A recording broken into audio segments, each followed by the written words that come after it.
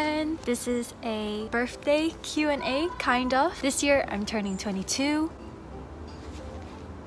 I just touched a spider web. This year I'm turning 22. Yeah, I'm getting old. But I thought it would be nice to do a Q&A outside. It's supposed to be autumn right now, but lately climate change is happening. It's getting really hot. But now it's around 6 p.m. and it's actually really nice and chill. I asked some questions on Instagram, so I'll just be answering those now.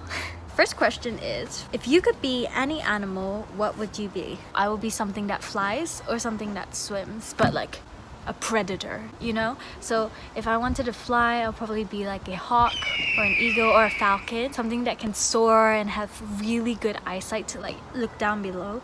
I'm always obsessed with the idea of flying ever since like I fell in love with Jeremy Sumpter from Peter Pan.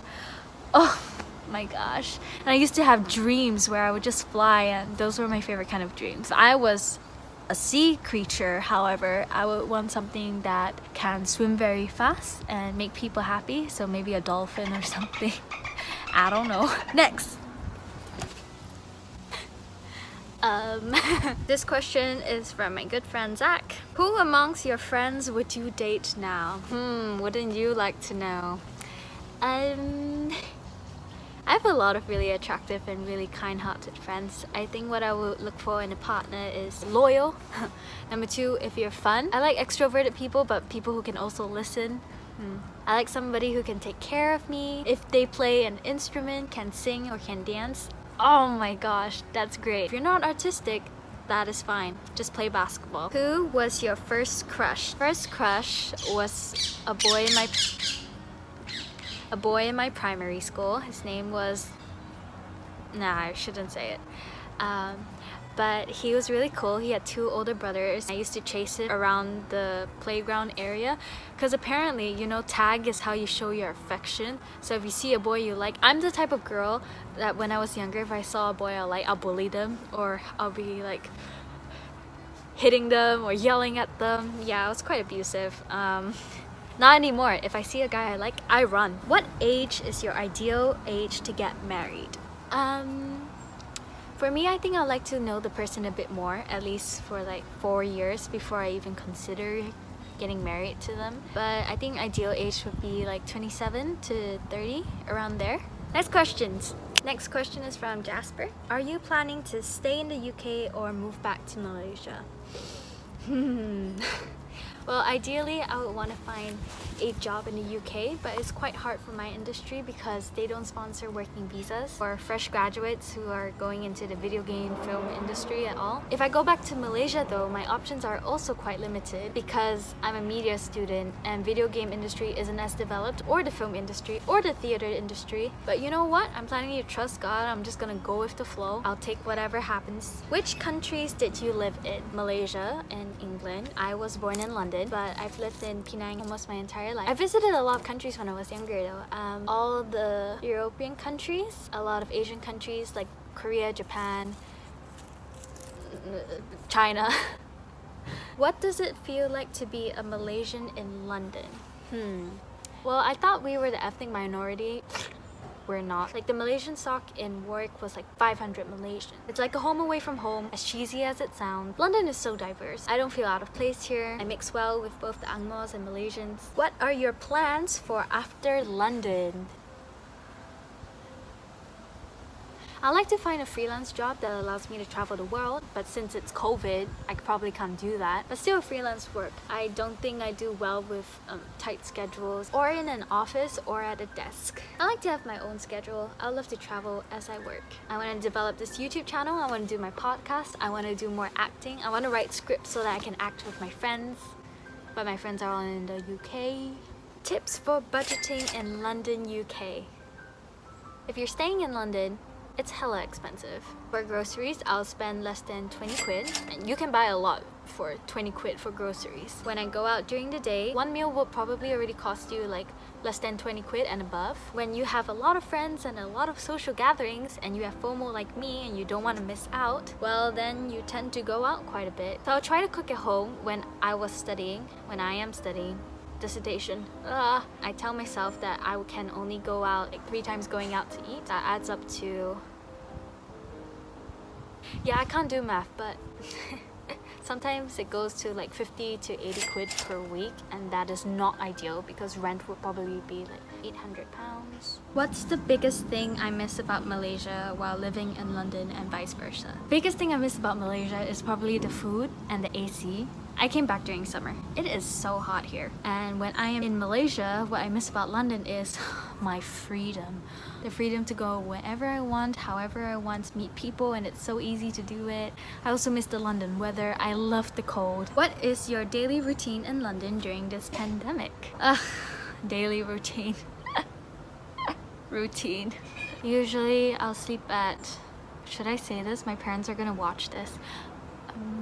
Usually I sleep at like 3 a.m. wake up at 2 p.m. It's a total of like 13 hours of sleep. But my ideal routine, which I did during the pandemic, was I'll wake up at around 10 a.m. answer some emails and do all that thing until 1 p.m. 1 to 2 I'll eat. 2 to 6 p.m. I'll just work. That's all. I'm only gonna work for 4 hours every day. Focus work. Work less, work harder.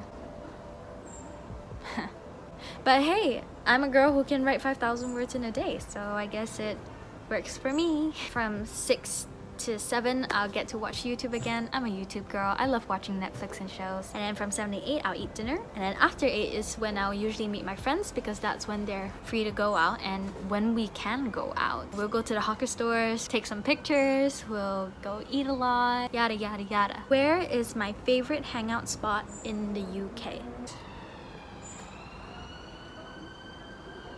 I associate favoritism with friends. I love going to the parks. I recently went to Hampstead Heath and it is beautiful. Flat grounds, rolling hills. Mr. Darcy, is that you? Ugh. The sun is about to go down. I should have filmed this earlier. What is your favorite video game? Interesting question. I actually really enjoy League. I do. I also enjoy Detroit Become Human. Oh my gosh. I like Final Fantasy. I like Undertale. Who are some of your favorite YouTubers or content creators? My favorite YouTuber to make me feel happy is Sorel Amor. She's a travel person. I love watching her for her photography and her personality. She's amazing. For more chill, relaxed kind of YouTubers, I love watching Yusuf. She is a Swiss Filipino who takes amazing cinematography about her daily life. I also love Cat Creature. I've been following her since she was in university. She's an American Asian who goes to art school and she just vlogs about her life in such creative and beautiful ways. For my fashion icons, the classic, I think every girl watches them. Best Dressed and Jenim. I watch a lot of Asian YouTubers now that I've realized. Who are your fashion inspirations? Fashion. I don't really have a sense of fashion. A lot of people have said that I dress like a grandma. I tend to dress two different ways. When I'm with my Asian friends, sometimes I go with Asian beauty standards. Very basic, plain colors, block colors, nothing too fancy. Knitwear, hair down, dainty accessories. With my white friends though, go all out. Colors, wacky pieces together. I'm a drama student. We love mixing things up. Favorite season? Winter or autumn? Why did I choose to do my degree? I loved reading, I loved performing, and that's why I took the course. But after the course, I thought to myself, you know, I don't want to stay in just journalism or drama. I want to branch out. So I decided to take digital media production, focusing on video games and film. I loved writing, so I transferred my skills to this area. Yes, it was a challenge in the beginning to do some coding, to learn how to animate, but it was such a fun learning process. Just want to be in an area like creative, whether that is film, performance, acting, video games. I told myself, master of none, jack of trades. I like to think that I've dipped my fingers in every aspect of the arts. So I know music very well, I know dance, I know film, theater, and now I know video games. Your experience as a Malaysian art student. In work, it was really hard because I was the only Asian who did any arts. It was hard because a lot of the people didn't understand why I was. I'm a very friendly person, I'm a very outgoing person. So a Malaysian person was looking at me, they'll be like, why are you so weird? I was taken back. What do you need? I'm just friendly. Everyone either studied law or econs or A&F, engineering, PPE, chemistry, mech-eng, electrical eng, politics. During the productions, I was usually the only non-white person, which is fine, but we do need to work on diversity a bit more. During improv, it's like improvisation workshop, all the Angmo people would make references, their culture. I didn't know what a baby bell was. And I had to like improv on the baby bell. I didn't know who some famous British actor was. I just freaked out because the culture difference was so strong that I didn't understand, and that was a barrier in between us. So acting was definitely a struggle because sometimes when I pronounce words, the Malaysian accent just sinks in. But everyone was so nice. But being a Malaysian art student in the parent side was definitely quite difficult. All your family friends are asking you, you're like a doctor's daughter, why aren't you doing medicine? Are you sure you can support your parents in the future? My parents have been very supportive of me. If I excel in it and if I work hard, I can do it. I'm very thankful and happy to say that for the past years, I've achieved quite a lot, and I'm very proud of myself for doing that. Okay guys, the sun has gone, so I'm gonna go too. Hello, I'm back. It is a very sunny day. How can I be more creative in my life when I'm not particularly good with arts? Just need to input a lot of inspiration. You can do it if you have the tenacity. That means binging a lot of creators. You need to hustle, you're inspired, you're passionate, you can do the hard work. Nothing will stop you except yourself. You are your greatest enemy. My dad always told me it's 10% talent and 90% hard work. And I've seen it happen with a lot of people. When I was in band class, there were some people who were totally not musical and they didn't know the musicality or theory or solfege or anything, but they worked hard, and they worked harder than any of the musical students out there, me included. I did not practice. By the end of the quarter or the semester, they were as good or even better, even though they had no talent whatsoever. And believe me when I say, like, they weren't very good. If you find inspiration in somebody, in someone, or in a hobby, put your 100% in it, 200%. Thoughts on turning 22. What would you tell your 15-year-old self? 15-year-old Izzy was very insecure. She didn't know who her true friends were, how to impress everybody. She wanted to be like the popular girl in the movies. So I'll just say to 15-year-old Izzy, it's okay to be yourself. Weird is in these days. If you love something, go for it. You will not regret following your passion. 4 years later, 7 years later, oh my gosh. Look at where you are. Stop overthinking everything. Learn to let go. Don't hold a grudge. Don't be salty when you lose in games. Why did I decide to start a YouTube channel? After midnight, I would get these crazy creative ideas and I would write them down, but I never had the time to actually act on it. In university, I vlogged so many videos, but I never had the time because I was always hustling, meeting friends and everything. And it got to the point that during the pandemic at 2 or 3 a.m. at night, I'm like, you know what? I have a phone. I can get a tripod.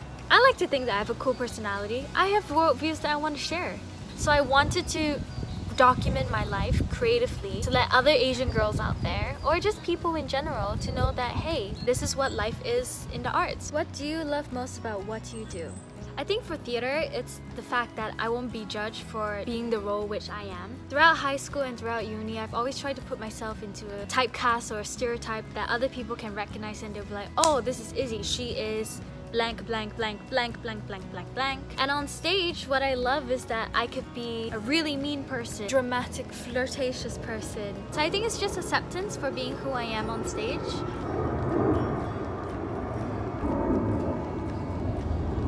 What makes a good friend?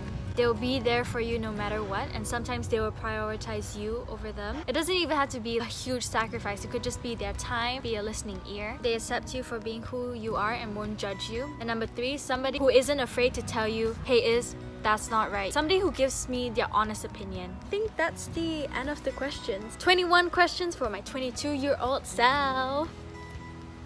Thanks to all of you guys who asked me questions, and thank you for all the birthday wishes. Feeling very blessed and thankful this year. But I hope you enjoyed that and hope that you got to know me a bit more. Trying to not make this channel so centered on me, but then again, this channel is meant to document my life. I'll see